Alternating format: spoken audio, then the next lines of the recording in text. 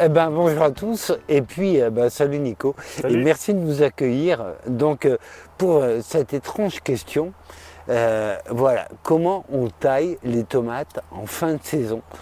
Là je vois, elle est un peu hirsute la cocotte là. Tu nous Ouais, expliques? oui, oui, enfin, moi je trouve pas qu'elle soit si hirsute que ça. Mais déjà, c'est comment on taille et est-ce qu'on taille surtout? Parce qu'il y a toujours cette question sur la tomate. Est-ce qu'on taille les tomates, est-ce qu'on les taille pas? Bon, je sais pas si on va revenir sur le débat complet là, de tailler ou pas tailler, mais c'est Ouais, vrai que moi j'ai la question tous les jours là, de la part des visiteurs à la Bourdaissière, est-ce qu'on taille ou pas? On n'est pas obligé. Il y a autant d'écoles de taille que de jardiniers dans le monde. d'accord. Donc on n'est pas obligé de tailler la tomate. Seulement si on va tailler, là on est sur des cœurs de bœuf, on va tailler légèrement sur du cœur de bœuf pour avoir des fruits un peu plus gros et un peu plus calibrés. Voilà, Ok. c'est pour éviter d'avoir des gros et des petits. Si on taille pas du tout, on aura plein de branches, plein de fruits, mais qui seront peut-être un peu plus petits. Mais- Il y en aura des gros, des petits, et puis ça va peut-être mettre un petit peu plus de temps à mûrir ouais, aussi. néanmoins on les a plus tard quand on taille pas. Voilà, c'est ça, on les a un petit peu plus tard. Ouais, c'est un peu un risque. C'est un risque. Voilà, c'est surtout que, en fait, de tailler, ça va permettre de discipliner la plante et de ne pas avoir un buisson énorme. Là, on voit, ça, c'est un cœur de bœuf, c'est quand même un cœur de bœuf jaune, il est très vigoureux. C'est Hein. vigoureux, ouais. Voilà. Ouais. Là, je l'ai conduit sur plusieurs branches. Alors, déjà, je vais vérifier parce qu'ici, voilà, au départ, là, Guilain, il nous montre, il y a deux pieds. Moi, c'est ce que je fais à la Bourdaissière. Il y a deux pieds plantés côte à côte au D'accord. départ, au début de la plante. Et après, petit à petit, quand les plantes vont se développer, là, on voit un embranchement. Là, j'ai gardé deux branches principales. Et ce qui fait que quand on arrive tout en haut, je dois retrouver une, deux, trois, quatre. Ouais, c'est ça, j'ai quatre branches, donc ça veut dire que pour chacun des plants, j'ai gardé deux branches. Ok.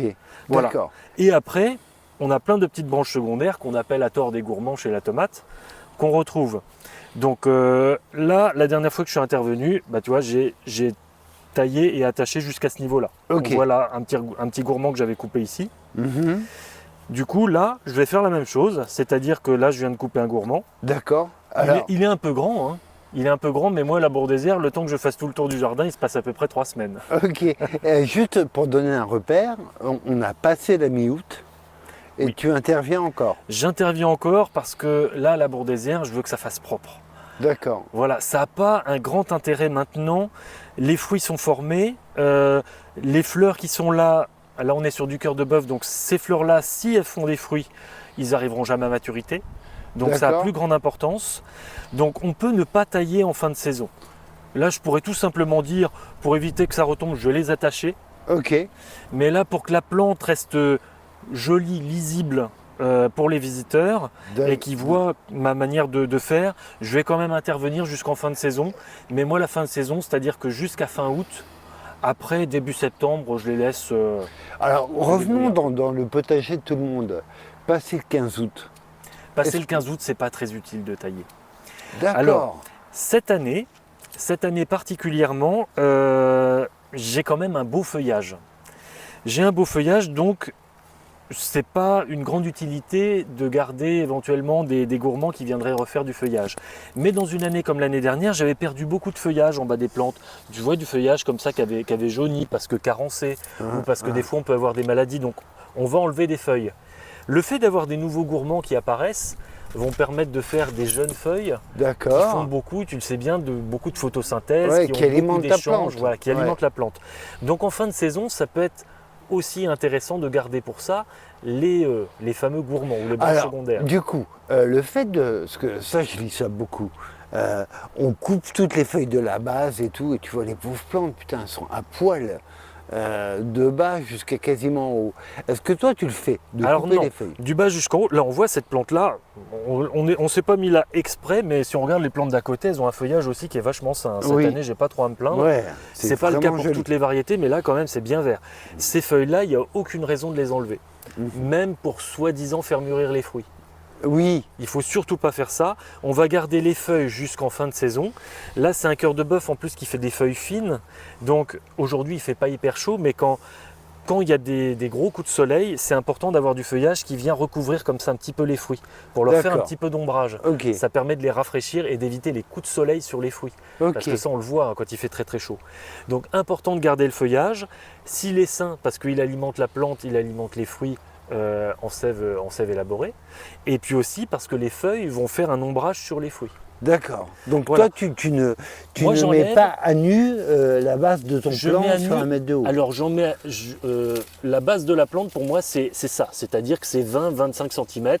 On D'accord. enlève les feuilles qui touchent le sol Ok. et pour que juste le pied de la plante voit le soleil. Et au-delà, bon bah là on voit c'est un petit gourmand qui est apparu après un bouquet floral, donc ça je l'enlève. Mais sur le reste, je garde tout. Ok. Là on voit des petites feuilles en train de jaunir. Bon bah si on est tatillon, on peut dire on enlève un foliole là par exemple. Ouais. Hein, juste pour que ça fasse joli. Ça n'a pas grand intérêt. D'accord. Alors ce que je remarque, c'est des différences de vigueur énormes. Oui. Là, c'est une cœur de bœuf noir. Ici, Oui. je vois le petit C'est pas panneau. oui, d'accord. et et c'est impressionnant, quoi, la Oui. vigueur de la plante. Là, Ça, du c'est une coup. plante très vigoureuse avec un très gros feuillage. Et effectivement, on voit aussi des beaux fruits. Hein. Ouais. Ils ne sont pas mûrs encore. Là, doit être sur le 2e ou 3e bouquet. Ils sont déjà balèzes. Hein. Mais là, pareil, on garde le feuillage. Si vraiment la plante est très très dense, ça Ouais. peut arriver des fois sur les Russes, sur les Portugaises qui font des très très grosses feuilles. On peut dire éventuellement, pour aérer un peu la plante, on va enlever un morceau de feuille, c'est-à-dire un foliole. Ok. Un foliole ou 2-3 folioles comme là. D'accord. Ça va permettre éventuellement de faire une aération. D'accord. Mais pas dans le principe que les fruits voient le soleil. Hein. Donc, moi, là, ce qui ressort de tout ça, taille de fin de saison, déjà, tu es très modéré. Oui. Je te trouve très peu interventionniste, en fait. Hein. Oui, oui, oui, oui. Et- Parce que les plantes sont en bon état sanitaire. Et parce qu'en ce moment, j'ai envie de dire, il n'y a pas... Bon, le risque de mildiou est quand même modéré, on va dire. D'accord, il n'y a pas beaucoup de C'est vrai que pression. si on arrive en fin de saison et qu'il y a beaucoup d'humidité qui arrive, il pleut tous les 2-3 jours, il y a de la brume le matin, ça peut arriver quand on arrive au mois de septembre, Ok, là, je réagirais peut-être différemment. d'accord. C'est-à-dire que s'il y a vraiment du risque, où on voit les premières taches de mildiou qui arrivent, hein, tu sais, ça fait des taches un peu brunes, Voilà. brunes avec une Un légère peu moisissure huileuse, ouais. voilà, un peu de moisissure qu'on voit le matin aussi hein, Ouais. dessus et dessous la feuille. Donc là, si on a des premières taches de mildiou, on va être davantage interventionniste, on va enlever une partie du feuillage pour que la plante soit aérée. D'accord. Mais là, par exemple, là, je vois plusieurs têtes. Et Alors toi, là, il y tu a les plusieurs laisses têtes, donc, tranquilles. On retrouve normalement, on doit retrouver... 2 fois 2. Voilà, 2 fois 2. Alors, je me rends compte qu'il y a un petit peu plus que ça, parce que là, j'en vois 5. Donc, il y a quelque part aussi... 2 fois 2 mélangé. plus 1. Mais je ne vais pas intervenir plus que ça. Donc là, je vais enlever...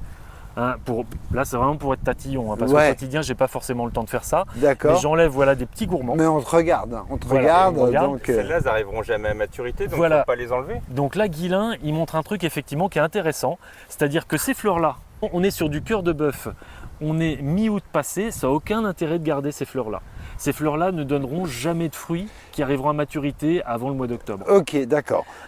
Pas Donc ça, d'intérêt moi, de je les les garder, enlève. mais quel intérêt de les enlever? Alors les enlever, c'est pour éviter que la plante ne prenne de dépense de l'énergie à commencer à développer des fruits qui seront grands comme ça au mois d'octobre. D'accord. Enfin peut-être au mois de septembre, mais en Ok. tout cas ils n'arriveront jamais à maturité. Donc ceux-là, on peut dire éventuellement, dans le bénéfice du doute, on peut les laisser. Mais ces fleurs-là, effectivement, fin de saison, on ne fait pas. Donc, Alors, il y a beaucoup de attends, jardiniers et aussi. Ouais, je me vas-y. permets de t'interrompre. Donc, toi, en fin de saison, tu vas peu intervenir sur les feuilles, notamment les feuilles basales, contrairement à ce qu'on dit, il faut tout enlever, il faut qu'il n'y ait rien, etc. Par contre, tu aurais plus tendance à intervenir sur la fleur, sur des bouquets qui n'ont aucune chance d'arriver à terme. Voilà, c'est bien ça. Ça, effectivement, on peut les enlever pour pas que la plante dépense son énergie inutilement.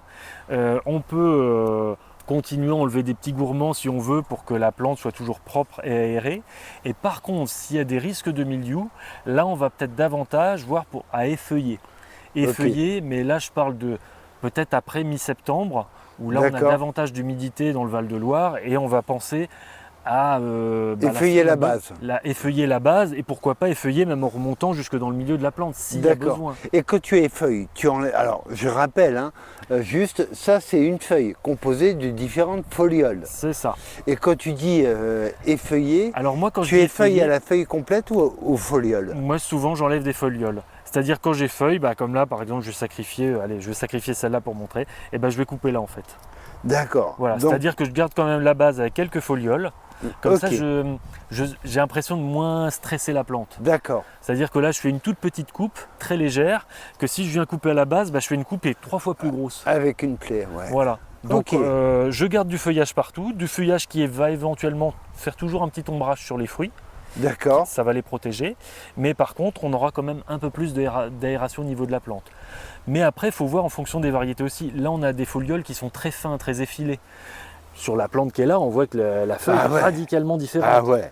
Et Donc c'est une là- cœur de bœuf aussi. Hein. Voilà, c'est une cœur de bœuf aussi.